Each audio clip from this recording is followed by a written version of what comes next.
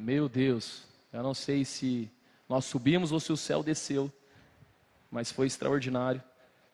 Esteja em oração para que o Senhor continue derramando da presença dEle, a misericórdia dEle continue sobre nós.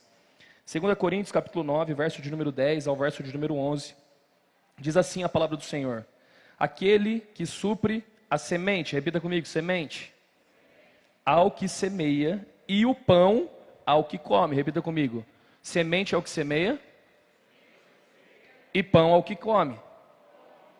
Ele também o suprirá e multiplicará a semente, e fará crescer os frutos de justiça de vocês. Vocês serão enriquecidos de todas as formas, para que possam ser generosos. Repita comigo, generosos. Mais uma vez, generosos.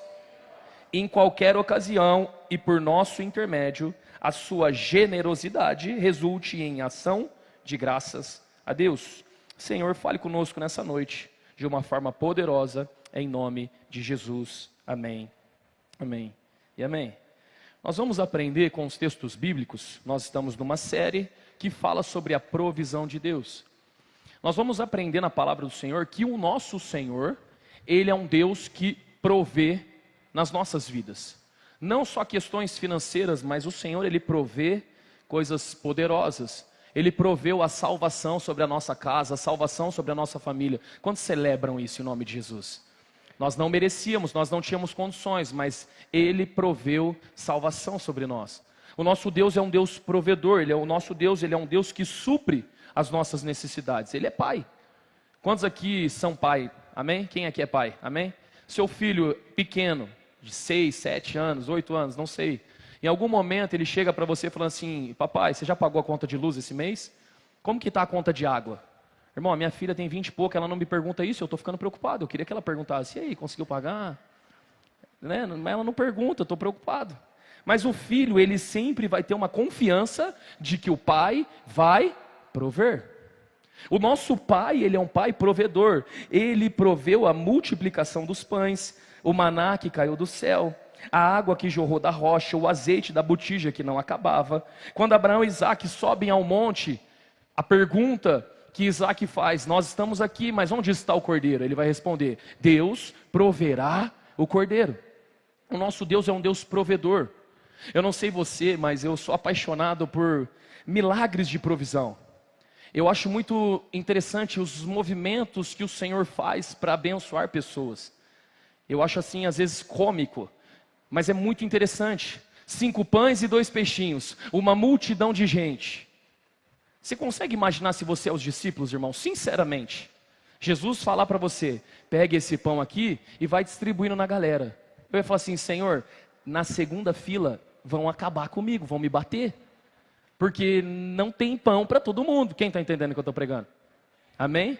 Então é muito interessante a maneira a qual Deus trabalha, a maneira a qual Deus realiza as coisas. Eu sou apaixonado quando eu vejo um milagre de provisão. O Senhor chama Pedro e fala assim: Pedro, vai lá, pesque um peixe, o primeiro peixe, e dentro da boca do peixe vai ter uma moeda. Irmão, você entende que Pedro era um pescador experiente. Como assim o primeiro peixe? Na primeira tentativa vai dar certo.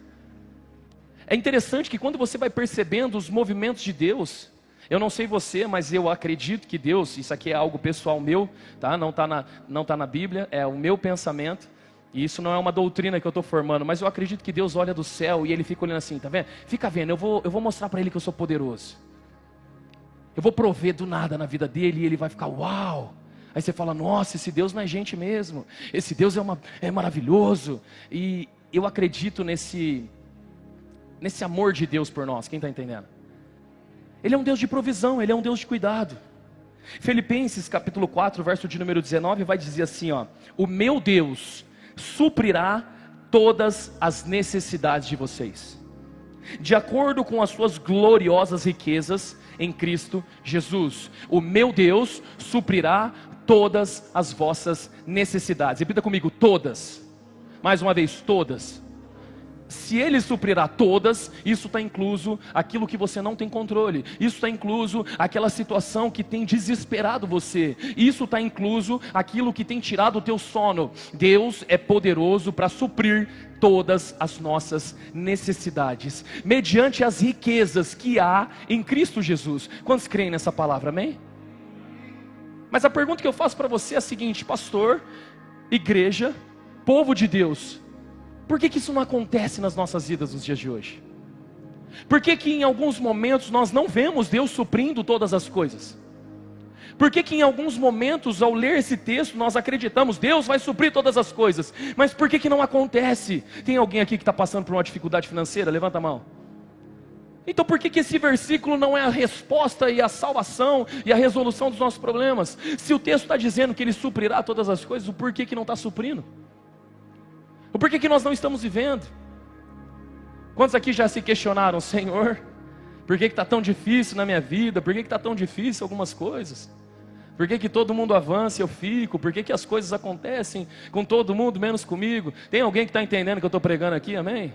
Tem ser humano aqui também que questiona Deus, que chora, que reclama, que fica zangado. Vocês estão aqui, amém?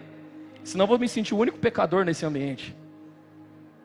Mas eu já questionei Deus de muitas formas, de muitas coisas, porque a palavra do Senhor está dizendo: o meu Deus suprirá todas as vossas necessidades. Mas eu quero te ensinar algo muito importante, porque se você não entender isso, algumas coisas vão começar a bagunçar a sua cabeça. A primeira coisa que você precisa entender é que, como um bom leitor da palavra de Deus, que eu creio que você é em nome de Jesus, porque você está no Enraizados da igreja, amém? Como um bom leitor da palavra de Deus, você precisa aprender uma coisa: você nunca deve ler um texto isolado. Você sempre precisa entender o contexto do que o texto está dizendo. Sempre leia um capítulo antes, sempre leia um capítulo depois. Entenda a quem está sendo direcionada aquela carta, ou aquele livro, ou aquela escritura naquele momento. Porque se você pega um texto fora de contexto, isso gera um pretexto para se transformar em uma heresia. E nos dias de hoje nós temos visto muitas heresias sendo pregadas. Textos que são retirados fora do contexto, aonde nós aplicamos e achamos que aquilo é uma verdade absoluta. Quando eu pego esse texto de Filipenses capítulo 4, verso de número 19, o meu Deus suprirá todas as vossas necessidades. Aí nós trazemos para a prova e de repente não está suprindo todas as nossas necessidades. Então significa que Deus errou? Não, porque Deus não erra. É porque nós não interpretamos e não entendemos basicamente o que o texto está dizendo. E para que nós possamos entender, nós precisamos mergulhar no texto. Quem está entendendo o que eu estou pregando? Hoje vai ser tipo uma escola dominical. Eu vou falar, vocês vão conversando comigo e a gente vai indo, amém? Uma pregação diferente. Filipenses capítulo 4. Quando nós formos ler, eu não vou ler ele inteiro, mas eu quero pegar a partir de um contexto que eu consiga explicar para você o que o apóstolo Paulo está dizendo aqui em Filipenses. O verso de número 15 ao verso de número 19 vai dizer assim, ó: como vocês sabem, Filipenses, nos seus primeiros dias no Evangelho, quando eu parti da Macedônia, nenhuma igreja participou comigo no que se refere a dar e receber. Repita comigo: dar e receber. Exceto vocês. O que o apóstolo Paulo está dizendo é que os filipenses, aquela igreja, eles participaram com Paulo naquilo que se refere a dar e receber. As outras igrejas não participaram disso, mas aquela igreja em específico foi generosa. Aquela igreja em específico participou dos sofrimentos de Paulo. Aquela igreja em específico partilhou do princípio de dar e receber. Pois quando eu tive necessidade em Tessalônica, vocês mandaram ajuda, não apenas uma vez. Então você vai perceber que essa igreja era uma igreja que não fazia simplesmente para se livrar da culpa. Eu vou explicar um pouco sobre isso na semana que vem. Mas existe uma diferença entre você honrar as pessoas e você dar esmola às pessoas. Todas as vezes, preste atenção que isso é muito importante. Você está dirigindo o seu carro e alguém bate no seu vidro e fala assim: ô moço, me dá uma moeda. A primeira coisa que você vai fazer é olhar no seu carro para ver se tem alguma coisa. E você pega uma moeda de 10, 5 centavos ou uma moeda de 50 centavos e você entrega para a vida daquela pessoa. Pergunta que eu faço para você: esses 50 centavos vai mudar a vida da pessoa, sim ou não? Então a Bíblia vai dizer que isso é uma esmola. Repita comigo: esmola. E a finalidade da esmola não é transformar a vida de alguém. A finalidade da esmola é livrar-nos da culpa. Existem muitas pessoas que quando chegam na casa do Senhor no momento da oferta, sentem que aquele que está fazendo o ofertório é como alguém que está batendo no vidro do seu carro, e por incômodo você pega a primeira moeda, você pega a primeira nota, você pega o primeiro pix, o seu pix de 5, de 10, e eu não estou falando sobre valor, eu estou falando sobre um livrar-se da culpa. Tem muitas pessoas que estão dando esmolas para Deus e não honra para Deus. Quem está entendendo o que eu estou pregando? O que Paulo está dizendo sobre essa igreja é o seguinte: vocês não fizeram por mim uma única vez para se livrarem da culpa. Vocês fizeram por mim várias vezes. Não só uma, mas outras vezes vocês também cuidaram de mim no princípio dar e receber. Não que eu esteja procurando ofertas, ele continua dizendo. Eu desejo, porém, que o que pode ser creditado na conta de vocês. Eu desejo, porém, que pode ser creditado na conta de vocês. Recebi tudo e o que tenho é mais que suficiente. Estou amplamente suprido. Agora que recebi de Epafrodito os donativos que vocês enviaram, são uma oferta de aroma suave, um sacrifício aceitável e agradável a Deus. E o meu Deus, repita comigo, o meu Deus suprirá todas as vossas necessidades. Nós vamos estudar esse texto hoje, nós vamos entender o que é a provisão de Deus com base num princípio que se chama generosidade. Nós precisamos entender o que é um princípio. O apóstolo Paulo vai começar no verso de número 15 dizendo: como vocês sabem, Filipenses, nos primeiros dias do Evangelho, quando partiu de Macedônia, nenhuma igreja participou comigo no que se refere a dar e receber, exceto vocês. Existe um princípio na palavra de Deus que todas as vezes que você exerce o princípio de dar, de abençoar, a generosidade, a construção do texto está dizendo, porque vocês são generosos, Deus suprirá todas as necessidades. Porque vocês sabem partilhar, Deus suprirá todas as necessidades de vocês. Porque vocês são amorosos naquilo que entregam, Deus suprirá todas as vossas necessidades. O princípio da generosidade vai gerar em você a provisão de Deus. Quando eu entrego deliberadamente, você vai aprender uma coisa: é impossível você ganhar de Deus no quesito entregar. Quantos aqui já deram uma oferta, abençoaram a vida de alguém, compraram um presente, e de repente de uma forma misteriosa, você não sabe como explicar, alguém te liga e fala assim: eu estava te devendo, e está aqui o valor, e é sempre um valor maior, é sempre algo maior do que você já fez. Quem aqui já experimentou isso? Levanta a mão.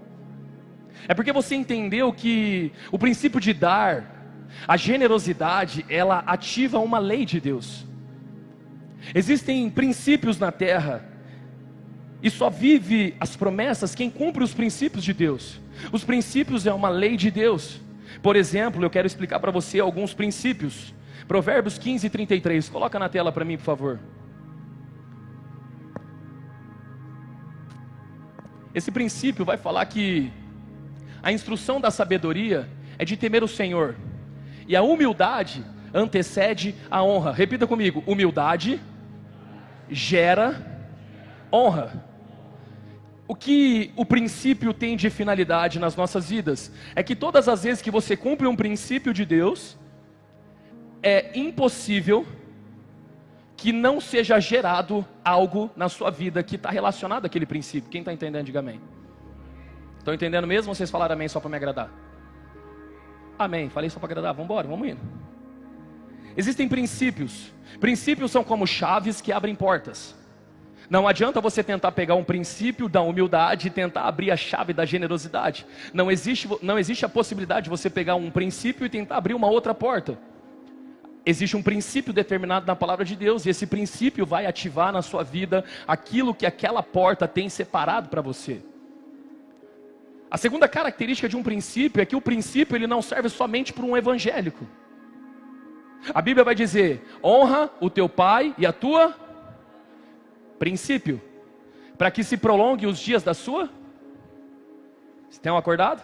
Para que se prolongue os princípios da sua.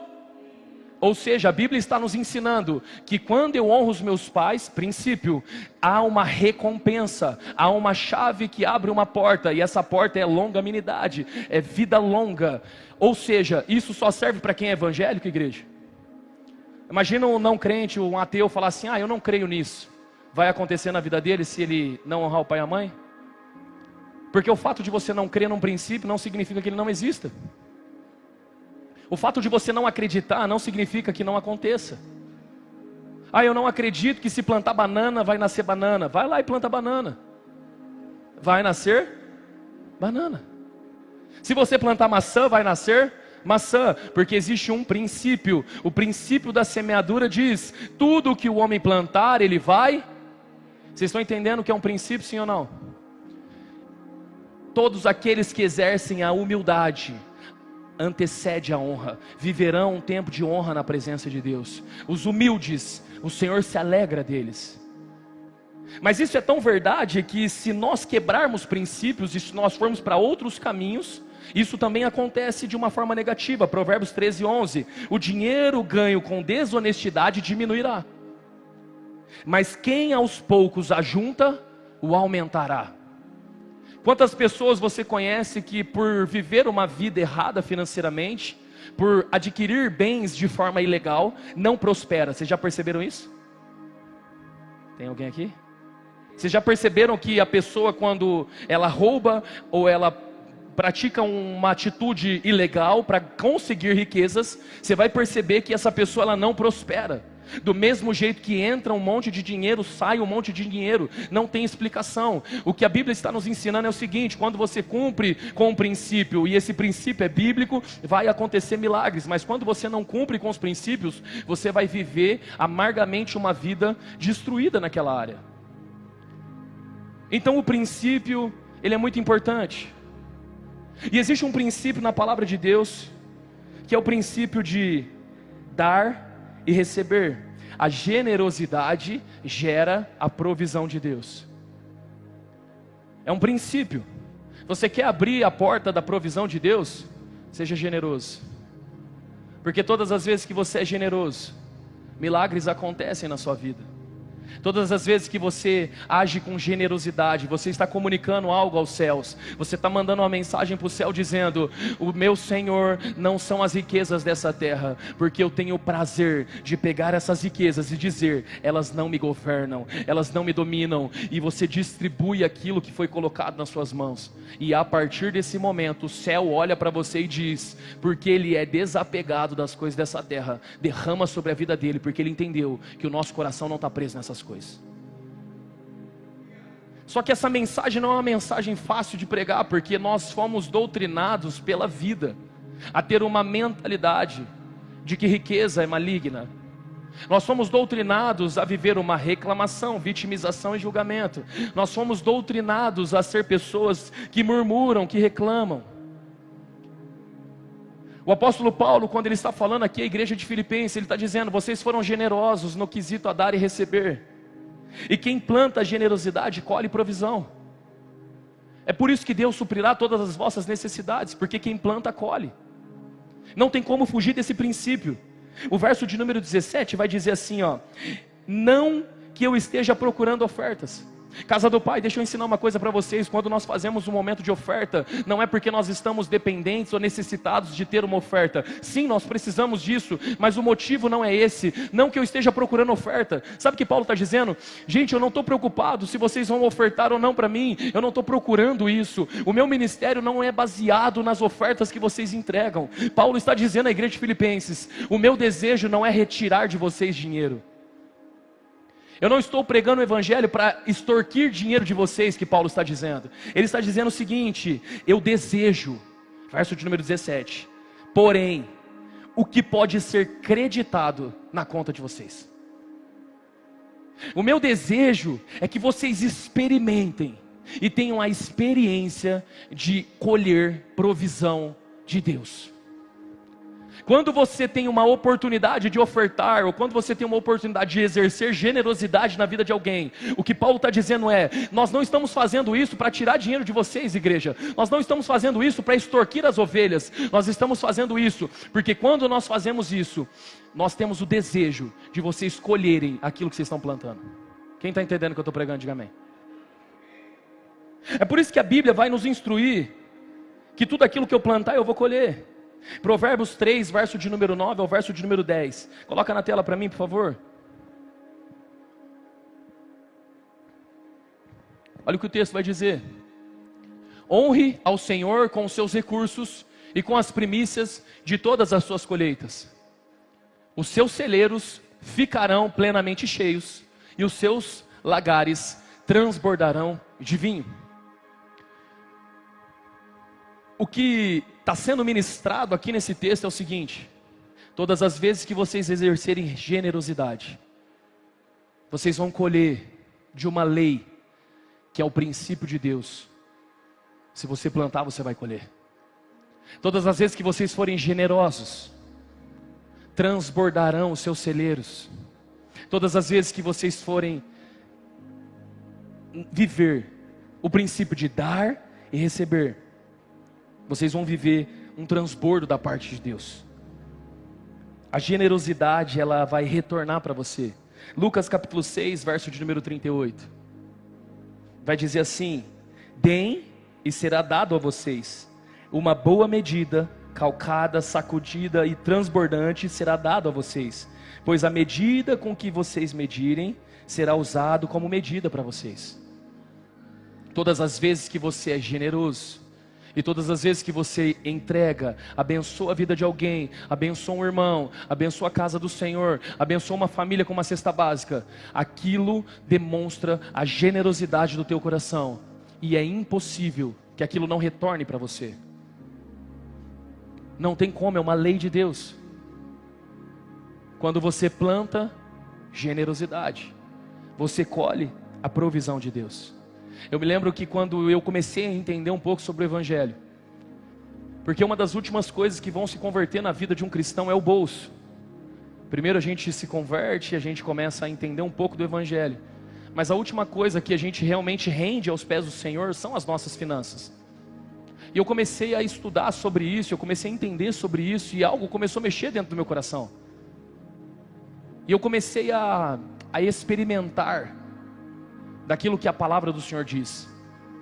E eu me lembro que tinha um casal de pastores na igreja a qual eu frequentava, e eu chamo esse casal de pastores, e eu comecei a abençoar a vida deles, pagando o seminário deles.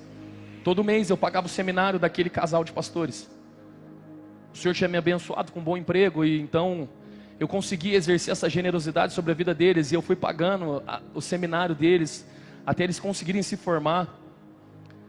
Só que eu não sabia a intensidade do que isso seria gerado na minha vida.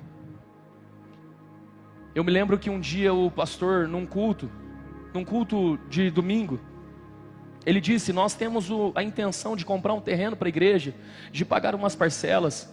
Eu sei que algumas pessoas que estão aqui já ouviram isso. Eu estou contando isso mais uma vez, porque eu tenho certeza que o Senhor quer falar com você.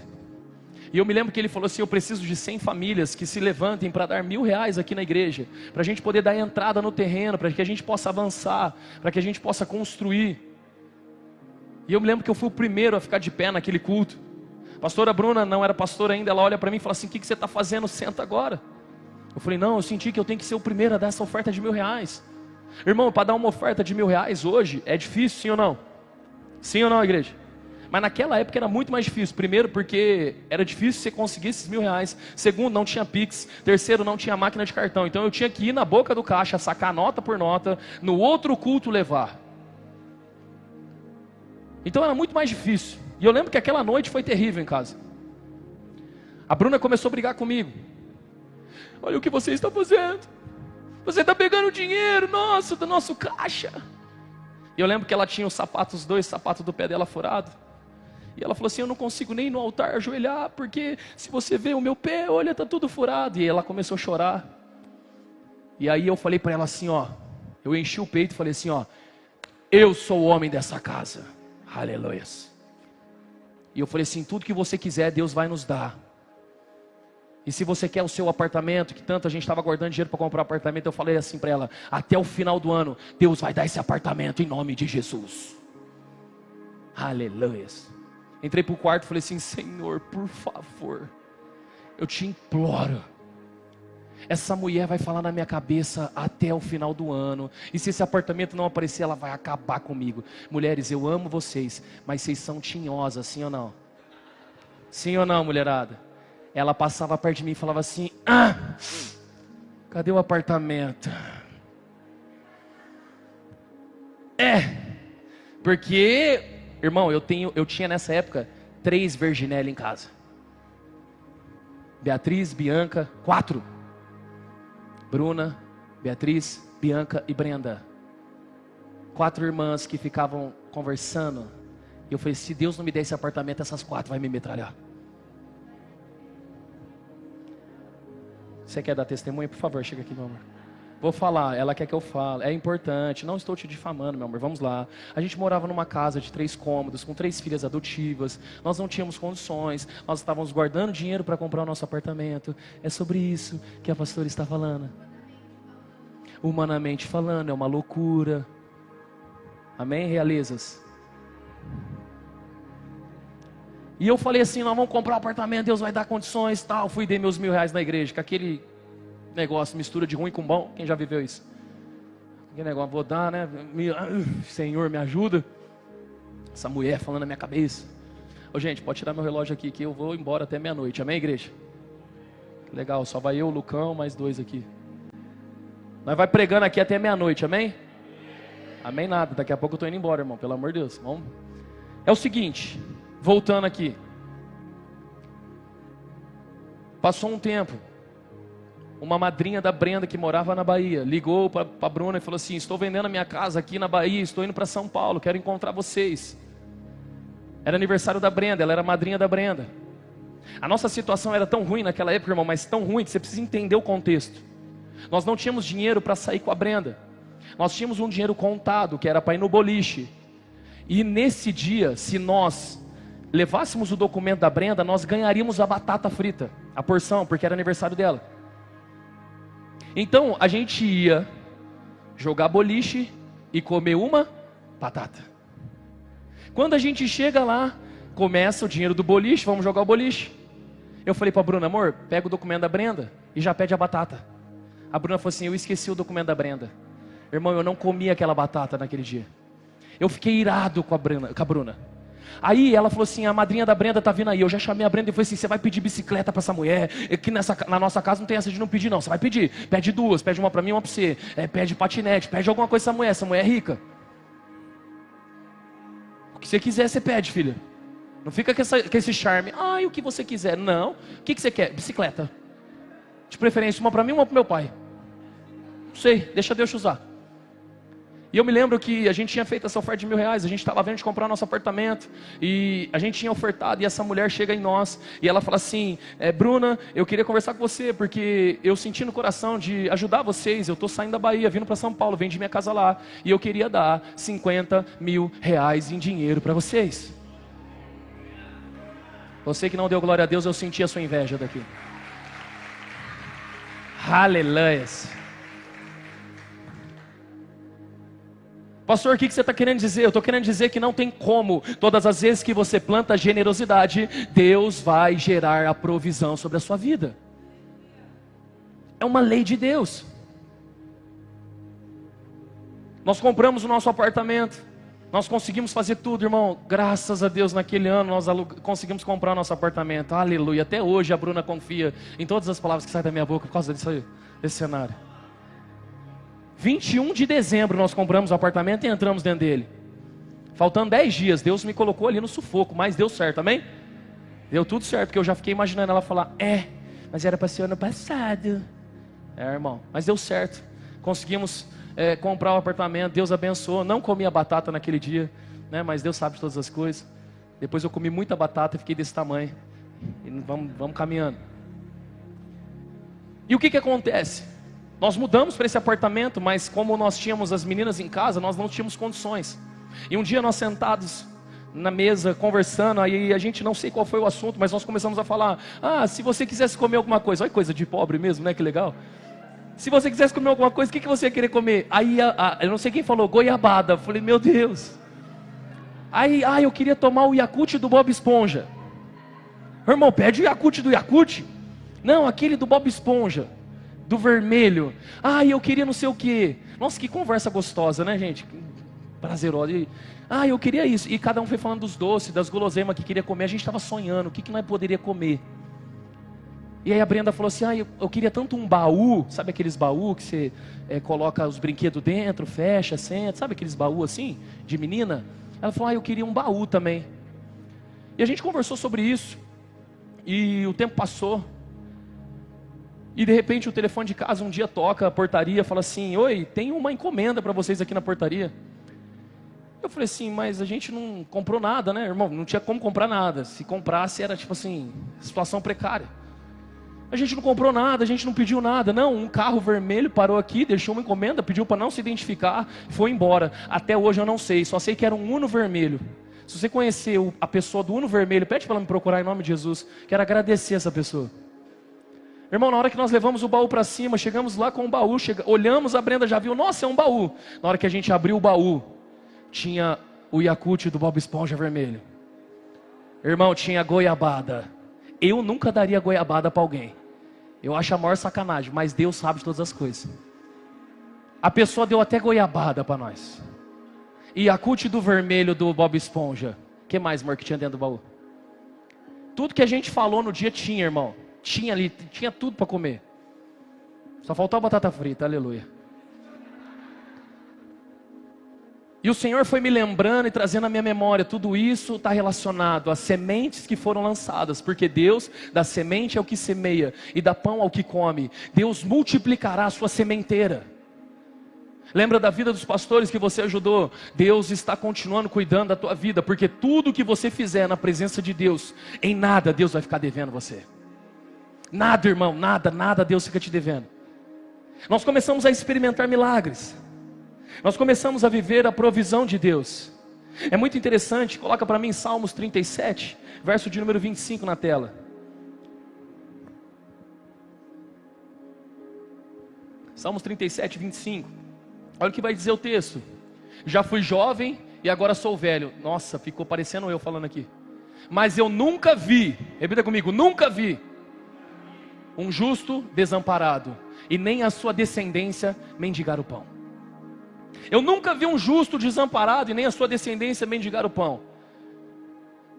Mas pastor, eu já vi pessoas boas passando por dificuldade. Pastor, eu já vi pessoas necessitadas. Um dia no seminário, um pastor colocou esse texto na tela para nós, conversando conosco, e ele falou assim: eu já vi um justo desamparado. Seminário é coisa doida. Tudo pastor. Eu falei: meu Deus, o cara está acabando com a minha fé. E hoje, enquanto eu estudava essa palavra, eu me lembrei daquele professor falando. Coloca para mim de volta na tela. Pode colocar o próximo versículo. Verso de número 26, Salmo 37, verso de número 26. O justo, ele é sempre. É porque nós não entendemos o que é justiça. Porque justiça para nós é uma coisa, mas justiça para Deus é o seguinte: você quer ser justo, seja generoso. Ele é sempre generoso e empresta com boa vontade, e a sua descendência será abençoada. O que o texto está dizendo: eu nunca vi um generoso mendigar o pão. Eu nunca vi alguém que é generoso perecendo. Eu nunca vi alguém que é generoso mendigando o pão. Porque todas as vezes que você exerce generosidade, você planta no reino de Deus, e o reino de Deus derrama algo poderoso sobre a sua vida. Eu nunca vi um generoso. Aquilo que eu fiz na vida daqueles pastores há muitos anos atrás, Deus se lembrou no momento de dificuldade da minha vida, e Ele disse: o meu justo, o meu generoso não vai mendigar o pão. Deus não vai permitir que você mendigue o pão. Deus não vai permitir que falte coisas na sua vida. Deus não vai permitir que no dia mau algo falte sobre a sua casa, desde que você seja justo, desde que você seja generoso. Porque a generosidade é o princípio que abre a porta da provisão. Generosidade. Todos os homens que o Marcos trouxe aqui explicando, esses heróis da fé, eles agiam com generosidade. Eles pegavam pão e colocavam na mesa para outras pessoas comerem. Não era sobre eles comerem pão, mas era sobre vidas serem alimentadas. Nós começamos com cestas básicas aqui na igreja. Nós recebemos uma palavra quando nós estávamos no primeiro local que nós alugamos, e a palavra foi a seguinte: Deus vai usar essa igreja poderosamente nas cestas básicas. Vocês vão viver milagres inacreditáveis por causa de cestas básicas dentro dessa igreja. Nós recebemos essa palavra e nós doávamos uma cesta básica, 2 cestas básicas por mês. Nós não deixamos de fazer, nós sempre estávamos doando, nós estávamos arrecadando, íamos na porta dos mercados pegar alimento para poder abençoar vidas. E de repente, uma pessoa que trabalha lá no Shopping Iguatemi manda para nós todos os meses 1 tonelada de alimentos para abençoar vidas. Porque quando você entende o princípio de plantar, você vai entender o princípio de colher.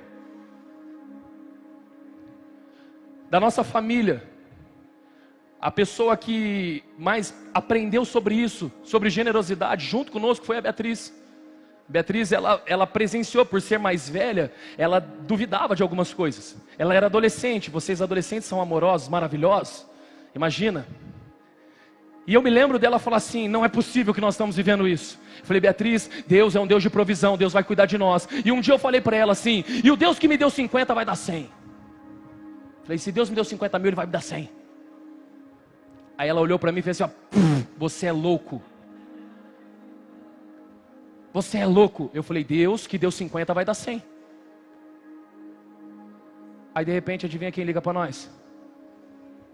A madrinha da Brenda. Ai, estou vendendo minha casa em São Paulo, estou mudando para Campinas. Será que a gente pode conversar? Eu falei: Senhor, se ela me der 10, já tá bom. 10, Senhor, qualquer coisa assim, papai, toca no coração dessa mulher. E essa mulher deu, adivinha quantos para nós? 100 mil reais em dinheiro. Nossa, a inveja está muito forte hoje. Eu não consigo entender. Pastor, onde está esse dinheiro? Já gastei, não adianta sequestrar minha família, o Davi é pobre, tudo nós não tem dinheiro, fica tranquilo. Ai, vamos sequestrar, não, já foi. O carro está parcelado em 60 vezes, se você levar, tenta dar PT, porque senão tu lascou a minha vida. Quem está entendendo o que eu estou pregando aqui? Aí ela ficou doida. Ela falou: o quê? A Beatriz, se eu não me engano, aí o Vince que tem que confirmar, mas ela é uma das dizimistas mais fiéis da nossa igreja. Assim, desesperadamente, compulsivamente. Até nos centavos. Porque ela entendeu um princípio: todas as vezes que eu sou generoso, Deus transborda na minha vida. Todas as vezes que eu sou generoso, Deus faz algo muito maior do que eu posso imaginar. Quem está entendendo que eu estou pregando nesse lugar, amém? Existe um princípio, irmão. E quando nós passamos pela quarta-feira passada, onde nós levantamos uma oferta no grupo da igreja, eu fiquei chateado com Deus.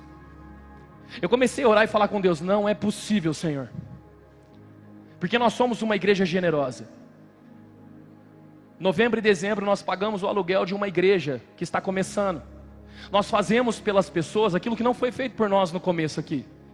Nós pagamos 2 meses de aluguel da vida de uma igreja que estava começando. Nós pagamos a faculdade de uma menina que mora lá no interior, numa cidadezinha pequenininha. A gente paga a faculdade dela, para ela não parar de estudar. Nós abençoamos a Sara aqui, levantando uma oferta especial para ela, e a igreja teve que complementar. Eu falei: Senhor, nós somos generosos, nós somos abençoadores. Senhor, por que nós estamos passando por essa luta? Não é possível que nós estamos cumprindo um princípio que diz a tua palavra: o Senhor suprirá todas as necessidades. Irmão, eu entrei numa crise com Deus. Aquelas crises de mimado. Quem já teve essas crises de mimado? Vocês já tiveram, sim ou não? Eu também não quero mais. Irmão, fiz um show na praia, eu no fundo do mar. Se tivesse alguém lá apitando, achar que eu estava morrendo na água. Irmão, mas eu comecei a dar chilique com Deus no mar. E o sol começou a queimar, então eu abaixei a cabeça aqui, falei: está queimando tudo meu ombro. Fiquei assim na água, falei: Senhor, não é possível. E começou um movimento no grupo da igreja, começou um movimento, tem que pagar aluguel, tal. E de repente, pix. Quem viveu isso aqui, amém? Meu Deus, vocês não têm noção. Depois que tudo acabou. Eu não gosto de usar essa expressão, porque eu já expliquei isso uma vez aqui. Eu acho que está muito depravado a frase: Deus falou comigo. Porque Deus fala com você sobre um relacionamento. Há 2 dias você já não está mais no relacionamento. Deus falou com você que você tinha que mudar de igreja. Agora você está no mundo. É um negócio assim, Deus falou, é muito estranho. Sim ou não, igreja? Então eu não gosto de usar essa expressão. Se eu estou usando a expressão é porque foi algo muito forte no meu espírito. Eu senti o Espírito Santo falando comigo. E outro detalhe: Deus só fala comigo para brigar comigo, para me repreender. É um negócio inacreditável. Tipo, tá vendo, cabeção? E eu lá na praia falando com Deus. E o Senhor falou comigo: você está pregando sobre provisão na igreja, mas você não está deixando eu ensinar a minha igreja a ofertar na minha presença. Você está ensinando sobre provisão, mas você quer impedir a plantação. Se eu estou levando a igreja para entender o que é plantar e colher, não se intrometa naquilo que eu estou fazendo. Vai, parte minha, cabeção. Isso aqui eu falei para mim mesmo. Pô, cabeção, hein? Dirt. Ah, denunciei minha idade. E você que riu entendeu porque você denunciou a sua, nós tá todo no mesmo barco. O pessoal que é do iCarly nem sabe o que nós tá falando aqui, né? Eita. Você não entendeu, né, Lawane? Depois o Valdo explica. Qual que é o nosso problema, igreja? Vocês aguentam mais 5 minutos, amém? Qual que é o nosso problema? O nosso problema é que nós usamos uma expressão: quando Deus me der, aí sim eu vou fazer. Pastor, quando Deus me abençoar com aquele dinheiro que vai sair, aí eu vou fazer. A minha mãe é assim, minha mãe é muito engraçada. Ela fala assim: filho, eu vou ganhar na Mega Sena. Todo domingo que eu vou almoçar na casa da minha mãe, ela fala: filho, senta aqui. Eu falo: fala, mãe, você não sabe, eu vou ganhar na Mega Sena, e aí eu vou te dar um carro. Que carro que você ia querer? Aí eu entro na onda. Eu falo: acho que eu queria tal carro, mãe. E ela começa a fazer eu sonhar, irmão. E de repente eu já me vejo dentro do carro, e quando eu vou ver, eu não tenho carro, não tenho Mega Sena, não tem nada. Faz uns 30 anos que minha mãe fala isso. Eu tenho 31, acho que desde quando eu era bebê, ela falava no berço: quando a mamãe ganhar na Mega Sena, eu vou comprar um carrinho muito lindo para você.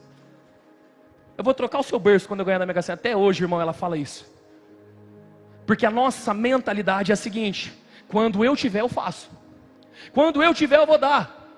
Quando eu ganhar, eu entrego. Se Deus me der, eu devolvo. Deixa eu te falar uma coisa. A Bíblia vai dizer que você só vai receber depois que você fizer. Lucas capítulo 16, verso de número 10. Quem é fiel no pouco, também é fiel no muito.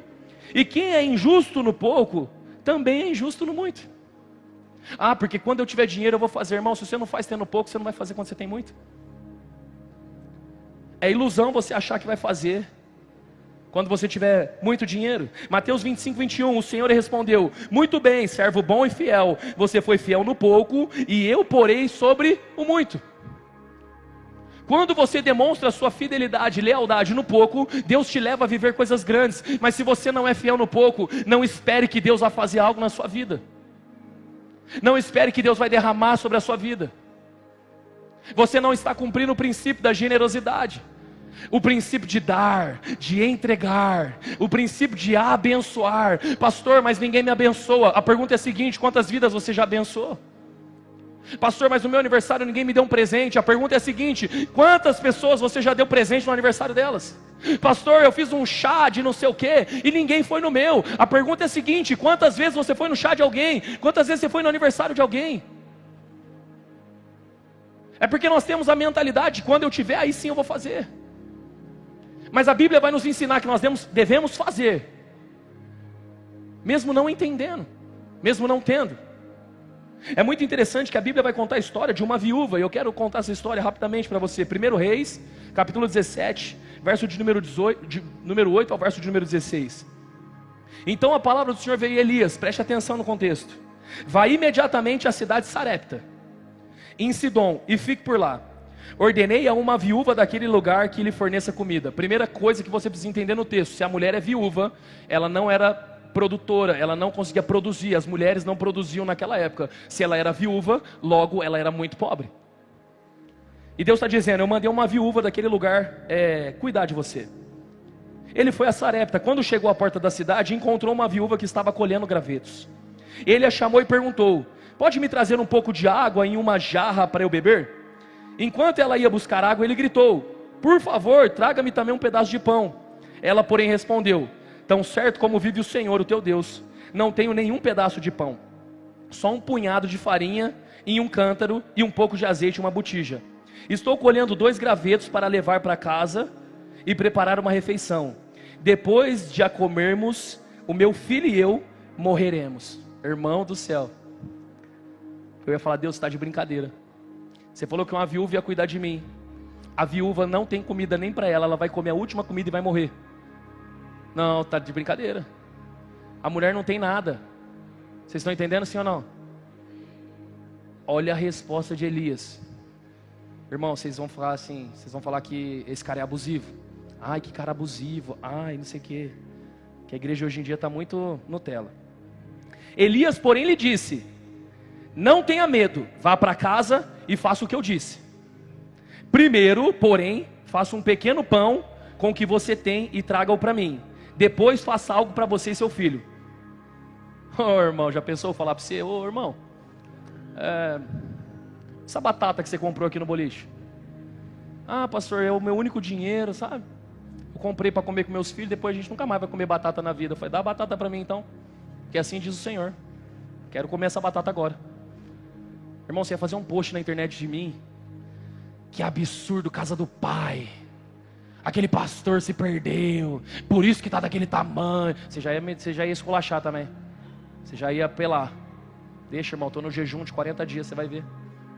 Deus está comigo nessa prova. Mas o que é interessante é o que está escrito aqui. Pois assim diz o Senhor, o Deus de Israel: a farinha no cântaro não se acabará, e o azeite na botija não secará, até o dia em que o Senhor fizer chover sobre a terra. Ela foi e fez conforme Elias lhe dissera. Ela obedeceu, ela fez conforme aquilo que ela ouviu.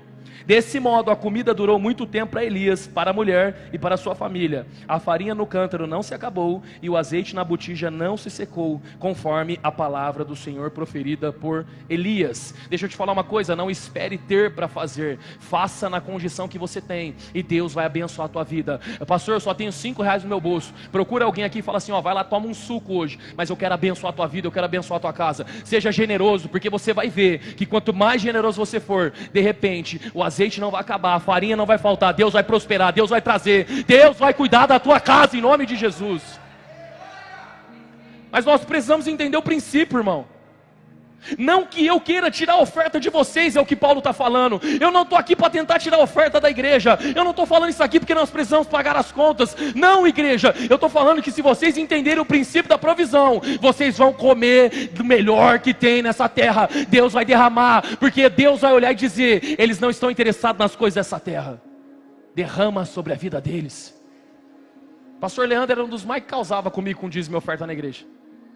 Causava, irmão. Um dia me levou para tomar um açaí, que eu fiquei até com medo de tomar aquele açaí, de tão que ele reclamava de dízimo e oferta. Ah, vocês querem que acabe, por isso vocês subiram, né? Tô brincando, tô zoando.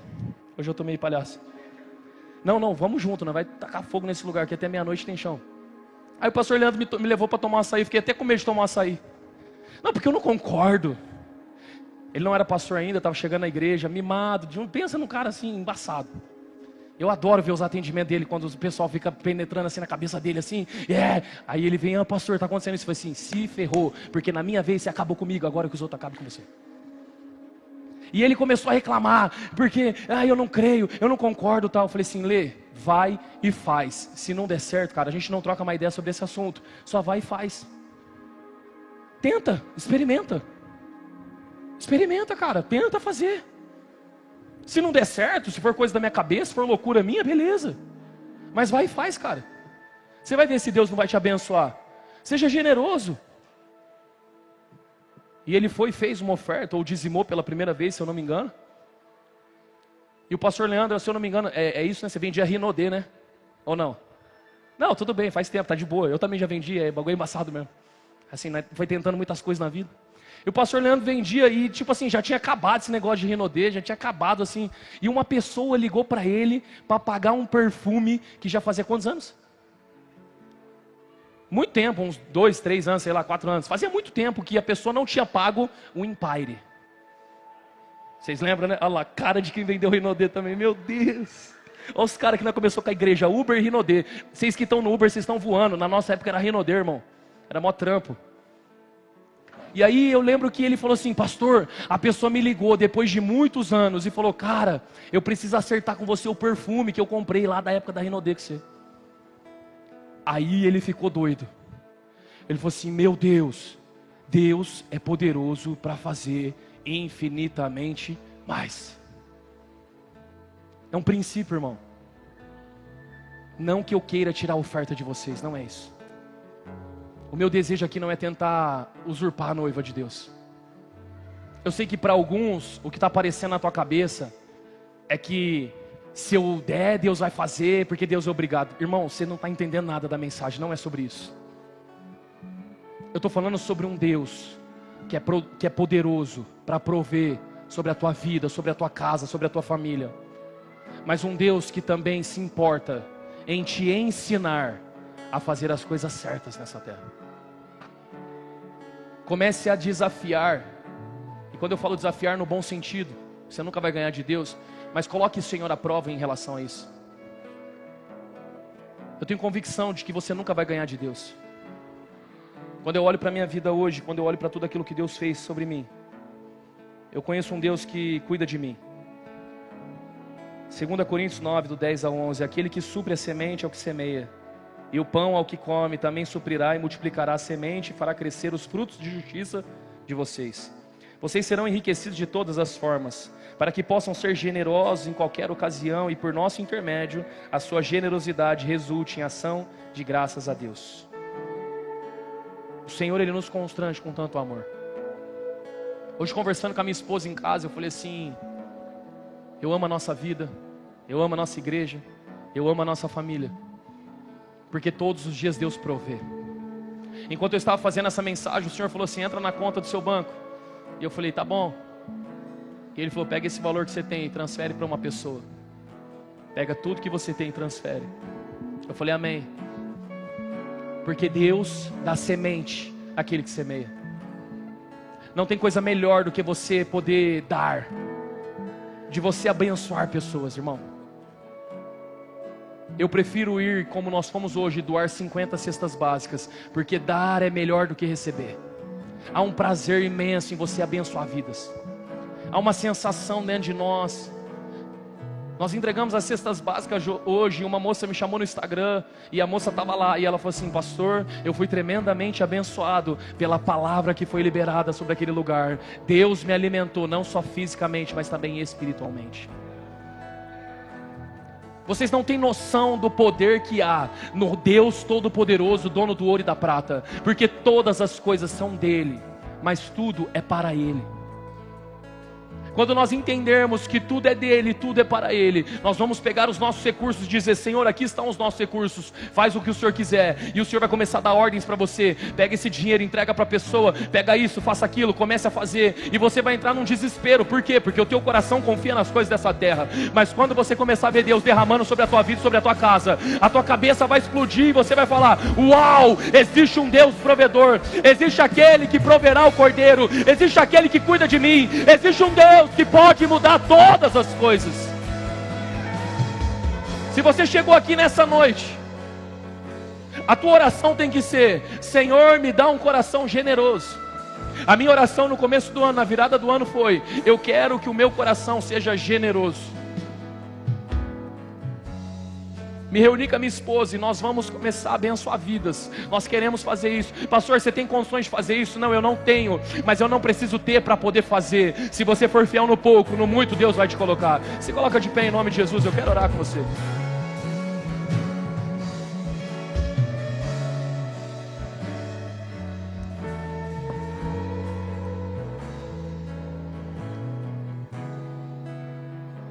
Quantos aqui gostariam de ter um coração mais generoso? Nós aqui tem um desejo de falar: Senhor, eu sei que eu posso ser uma fonte na vida de pessoas. Eu sei que através de mim pode jorrar uma água viva e transformar pessoas. Me ajuda, Senhor, a ter condições financeiras. O Senhor está dizendo: seja generoso. Enquanto eu orava com Deus dizendo: por que tanta crise financeira na casa do Pai? O Senhor me disse: é porque você queria que o povo entendesse sobre generosidade, e eu ensinei o povo a ter generosidade. E nós já recebemos inúmeros testemunhos de pessoas que tiraram dinheiro que nem tinha para poder ofertar para pagar o salão, para poder ofertar para pagar esse lugar, e de repente essas pessoas ganharam 10, 100, 20 vezes mais, porque é assim que Deus faz. Deus transforma, Deus muda, Deus realiza. A generosidade abre a porta da provisão. Se nessa noite você chegou aqui dizendo: eu quero ser mais generoso, eu quero experimentar daquilo que Deus tem para a minha vida, não que eu queira tirar a oferta de vocês, não, eu não quero tirar a oferta de vocês, eu só quero que vocês entendam, assim como disse o apóstolo Paulo, tudo aquilo que vai ser acreditado na vida de vocês, porque o crescimento de vocês é a minha alegria, porque ver vocês vivendo os princípios e as promessas de Deus alegra o pastor. Paulo está dizendo: eu me alegro quando eu vejo que vocês entenderam tudo aquilo que eu preguei, e o meu desejo é que todos aqui cresçam, que todos vivam, que todos experimentem, que todos avancem naquilo que Deus tem para a sua vida, para a sua casa e para a sua família. Sai do seu lugar, vem aqui na frente, eu quero orar com você nesse momento. Nós vamos adorar o Senhor em nome de Jesus.